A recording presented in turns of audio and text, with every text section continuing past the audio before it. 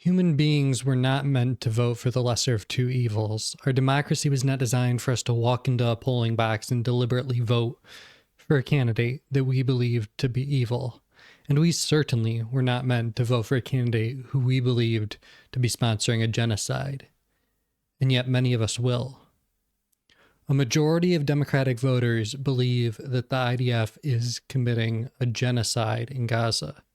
It would be one sort of sickness if they were brainwashed by Fox or CNN or the mainstream media at large into believing that there is no genocide, that there was a Hamas soldier in every house and hospital and school and refugee tent that the IDF has blown up in Gaza, and that there magically will be a Hezbollah soldier in every house and hospital that they blow up in Lebanon. That would be one kind of sickness. And so a whole other kind of sickness to think that the slaughter of civilians in Gaza is inherently morally justified.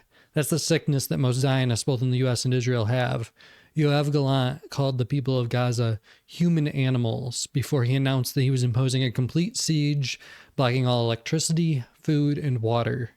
Heritage Minister Amichai Eliyahu called for a nuclear strike on Gaza to be considered, saying, quote, "There are no uninvolved civilians." Benjamin Netanyahu called Palestine's Amalek, a reference to the Hebrew Bible where the Jews were commanded by God to wipe out their enemy, the Amalekites, by killing man, woman, infant, and suckling. There are too many genocidal comments by members of the Israeli government for me to retell, so I'm just going to let them scroll over here for a while as an illustration of this kind of sickness.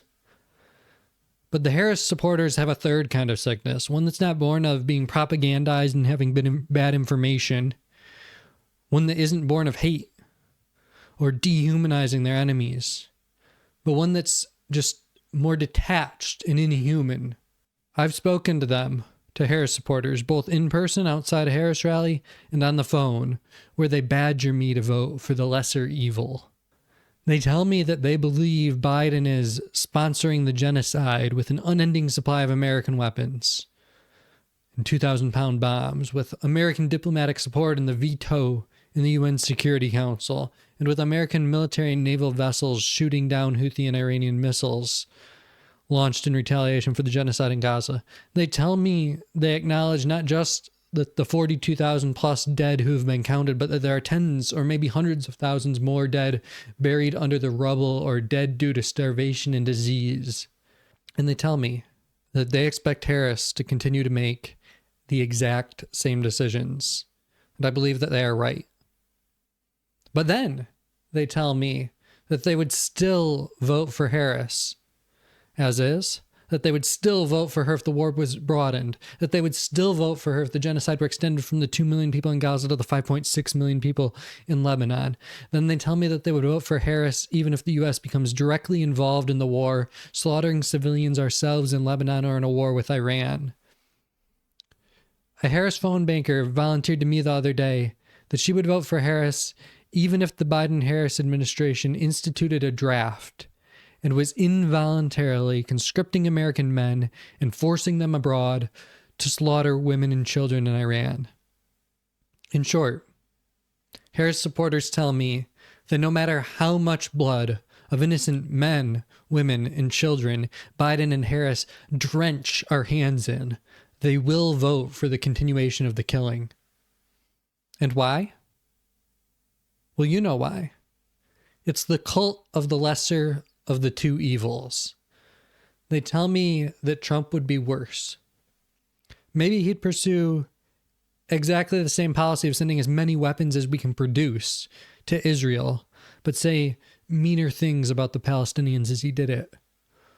Or maybe he'd find a way to send a few more weapons or send them quicker. More often, they admit that Trump and Harris's policy with regards to Israel and Gaza would be completely identical, but claim that Harris would do something good domestically. And even if that domestic good is small, that's enough for them. That's enough to make Harris the lesser evil. To paraphrase Keaton Weiss of Do Dissidents, Harris supporters believe that it's not only morally permissible, but morally necessary to vote for Harris and for the continuation of the genocide if Harris beating Trump would mean that one more kid in America might get a free school lunch. And this blood-soaked, short-run, lesser of two evilism is not confined to their voting behavior. They're happy to put up yard signs celebrating Harris. They're happy to attend a Harris rally. They're happy to phone bank and volunteer and pressure others to bubble in their own consent to be governed by a politician who they know would continue to sponsor a genocide. And they don't even hesitate to do any of these things. They don't have to choke down a little bile as their stomachs rebel against what they're doing. They don't have to wipe away a tear as their eyes rebel at what they are seeing. That's how deeply they've swallowed the doctrine of the lesser of two evils. They believe it to their core. And I hope that somewhere deep down, buried under their subconscious, they realize that voting and volunteering for the lesser of two evils cannot be an unlimited principle.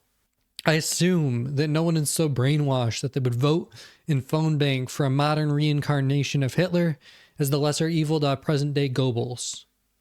Right, so brainwashed that they would pat themselves on the back for preventing human experimentation as they voted for a democratic Hitler's the alternative to a Republican Goebbels, that they would tell themselves that they did their civic duty, that they would proudly listen to the new Hitler trumpet his 81 million votes as evidence of his legitimacy, and then would sleep untroubled as their former neighbors' children were marched to the gas chambers. I hope that there's some limit to this lesser of two evils mentality, but they say there isn't. I certainly would not vote for a Hitler as the lesser evil to Goebbels. I believe it to be unnatural, immoral, ethically indefensible, and fundamentally anti-American to walk into a polling box and deliberately vote for a candidate who you believe will sponsor a genocide, even if you think that they are the lesser evil. I believe in the radical, 300-year-old idea that government derives its legitimacy from the consent of the governed. So when I consider who to vote for, my first question is not a utilitarian calculus. It's the question the founders would have asked.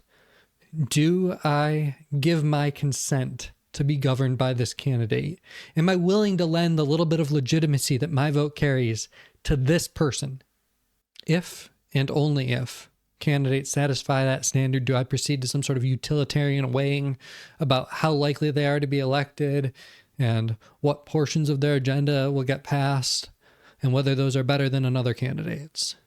And I pose that question of consent to be governed first, because it's the only one that allows me to pass what I would call the Bushnell Test.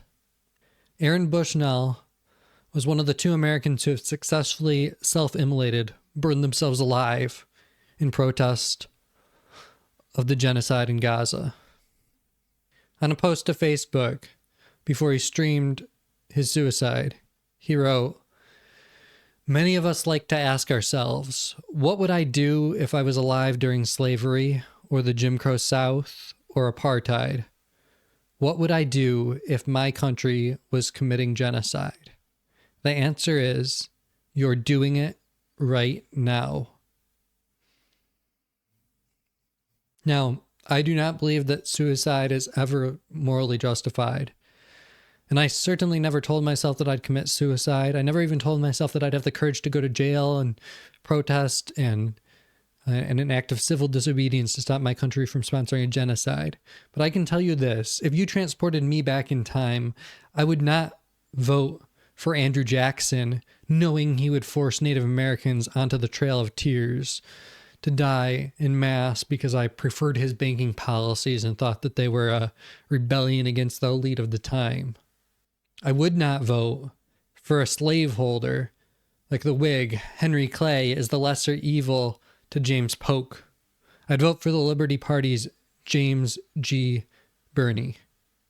I would not vote for a candidate who was committed to the bombing and the mining of Vietnam, Cambodia, and Laos that still kills children to this day. I would not vote for Jim Crow. I would not vote for apartheid in South Africa. And I certainly will not vote for Harris, who I know is sponsoring a genocide in Gaza right now and will continue to sponsor a genocide in Gaza as president. I will not betray the dead. I wouldn't betray the dead to feel a little more comfortable about the person occupying the White House. I wouldn't betray the dead to give some school kids free lunches that they absolutely deserve and should have. I wouldn't betray the dead if Harris suddenly did an about face, told her big pharma's donors to pound sand, and ran on Medicare for all. I wouldn't betray the dead if I believed the most unhinged and hysterical liberal fantasies that Trump is about to end democracy and impose a golden-plated dictatorship for the rest of his natural life. Not betraying the dead with my vote doesn't make me a great person. It doesn't make me courageous. It isn't nearly sufficient. But it's necessary for me to be able to pass the Bushnell test and look at myself in the mirror in the morning. And frankly, if the genocide in Gaza is not your moral red line, I worry about whether you have one. If this was interesting to you, or you're trying to decide how to vote, I encourage you to listen to Muhammad Jalal's interview of Sami Hamdi addressing Muslims who are considering voting for the lesser genocider. I think that the closer people are to this, actually, the more moral clarity they have. It's easy to justify using some bizarre utilitarian calculus the death of people that you have no connection to. But no one in Gaza is asking us to vote for Kamala Harris. And the friends and family of people killed in Gaza and Lebanon, the people in Dearborn, don't find themselves caught in some sort of moral quandary about whether they need to vote for the lesser evil. And even people who are just Muslims, even Muslims in the UK, like Muhammad Jalal and Sami Hamdi, have a certain moral clarity that shines through. So please watch their video. Thank you.